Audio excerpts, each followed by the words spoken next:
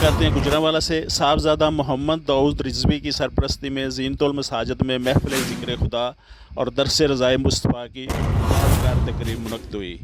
یہ تقریب ہر ماہ کی 18 تاریخ کو، چاند کی 18 تاریخ کو ولی کامل مجاہد تحریک ختم نبوت علامہ مفتی ابو داؤد محمد صادق کی یاد میں منعقد ہوتی ہے۔ آپ کا وصال 18 ذی الحجہ کو ہوا تھا۔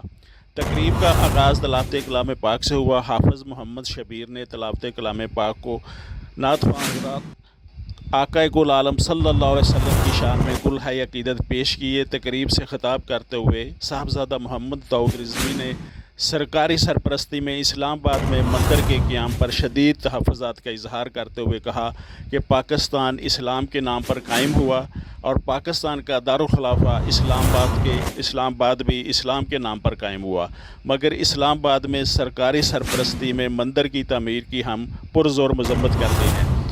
بیت المال اسلام کا ہو اور بیت المال کا پیسہ مندر پہ خرچ ہو، یہ ہمیں قبول نہیں۔ صاحبزادہ محمد داؤد رضوی نے بعض ٹی وی اینکرز پر تنقید کرتے ہوئے کہا کہ بعض ٹی وی اینکرز یہ دلیل پیش کرتے ہیں کہ قربانی کے پیسے کسی رفاہی ادارے کو دے دیے جائیں، قربانی نہ کریں، جبکہ ذی الحجہ کو خون بہانے کا عمل اللہ کو سب سے زیادہ پسند ہے۔